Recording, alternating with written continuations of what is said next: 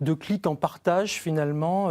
On peut tout savoir, même parfois ce que l'on ne veut pas faire savoir, et ça c'est plus compliqué, et nos données personnelles nous échappent. Heureusement, Fabien Normand a peut-être une solution pour nous. Vous êtes un expert du web, hein, membre d'une association d'éducation numérique populaire qui est basée à Besançon, ça s'appelle Tinternet et compagnie, et on va s'intéresser à notre identité numérique. Alors qu'est-ce qu'il faut faire et qu'est-ce que c'est déjà que l'identité numérique? Alors, l'identité numérique, déjà, c'est l'ensemble de vos données personnelles qui sont publiées sur Internet et qui vous définissent en tant qu'individu. On va distinguer deux types d'identité, ce qu'on va appeler l'identité déclarative, c'est-à-dire votre nom, votre date de naissance, que vous postez directement sur un site Internet. Et puis, il y a l'identité agissante, qui est renseignée par les actions que vous faites sur un site, les pages que vous aimez, la fréquence à laquelle vous vous connectez sur un site Internet.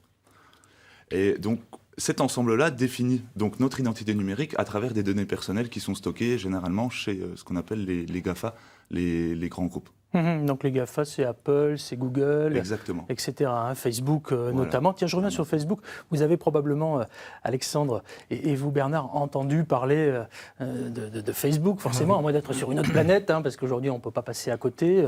Vous qui êtes au contact souvent de problèmes d'homophobie, j'imagine que par les réseaux sociaux, il y a beaucoup de choses qui sont véhiculées. Il y a beaucoup de choses qui sont véhiculées par les réseaux sociaux, hein, et nos jeunes sont victimes aussi de ça, hein. C'est-à-dire qu'ils ont tendance à faire comme tous les jeunes actuellement, c'est-à-dire raconter à peu près toute leur vie sur les réseaux sociaux, et c'est souvent par cet intermédiaire que les parents découvrent l'homosexualité ou la transidentité de leurs enfants, et c'est là que les problèmes peuvent commencer. Mais fort heureusement, il y a une association qui s'appelle Le Refuge et dont on va parler ensemble d'ici quelques minutes et qui peut aider justement les victimes d'homophobie et de transphobie aussi. Je reviens aux données personnelles via par exemple Facebook. Il est souvent, malheureusement dans l'actualité, on en a entendu parler récemment, il est souvent problématique de voir que ces données personnelles peuvent fuiter. On l'a vu, hein, Facebook notamment récemment. Exactement. Donc on a entendu parler d'une affaire qui s'appelait Cambridge Analytica.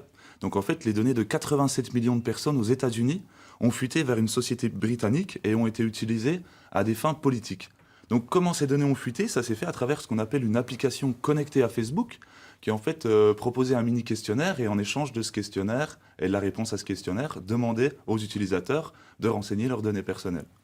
Donc cette pratique est légale et malheureusement elle est très courante aussi. Ouais, on ne va pas se cacher qu'il y a forcément dans tous ces sites internet, ces applications, etc., des choses qu'on ne lit jamais, hein, parce qu'il y a 500 pages à lire. Exactement. Et c'est toujours extrêmement compliqué. Maintenant, j'ai envie de vous poser la question, comment, Fabien, finalement, on doit protéger ces données internet? Qu'est-ce qu'il faut qu'on fasse? Écoutez, la première des choses, je pense que comme vous l'avez dit, ça serait peut-être de lire et de prendre le temps, justement, de regarder les autorisations qu'on accorde à ces diverses applications qu'on installe au quotidien. Et ça, franchement, Bernard, Alexandre, vous avez déjà lu Non. Bon, bienvenue au club, moi non plus. Et puis, de vous à moi, tous les 15 jours, ça change. Hein. Effectivement. Donc, voilà. Donc, le premier conseil que je peux quand même donner, c'est éviter les boutons Facebook Connect et Google Connect. D'accord. Ces boutons, en fait, vous permettent de lier une application à votre compte Facebook ou Google, par exemple.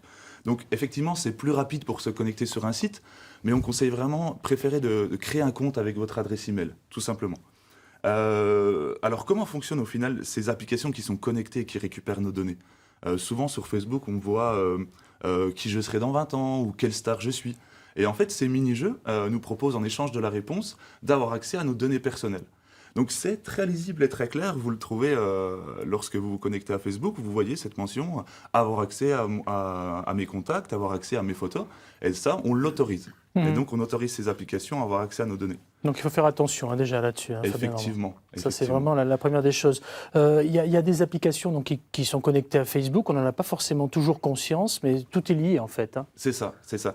Il y a une application qui vous permet en fait d'avoir un peu une vue d'ensemble de tout ça, qui s'appelle MyPermission, qui est une très bonne application, on la voit, qui vous permet d'avoir une vue d'ensemble des autorisations que vous accordez, alors que ça soit sur mobile, pour savoir quelle application a accès à votre position GPS, quelle application a accès à votre liste de contacts, mais aussi sur vos comptes Facebook.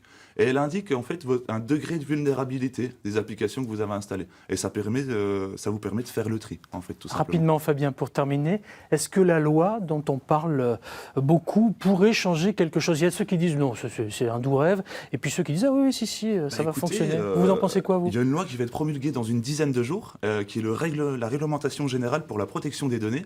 Et effectivement, c'est en train de changer. On est un peu surpris de voir ça, mais ça prévoit que les entreprises qui collectent des données de citoyens européens demandent un consentement clair et explicite, mais aussi fournissent des explications sur les données, sur l'usage qu'ils vont faire de ces données.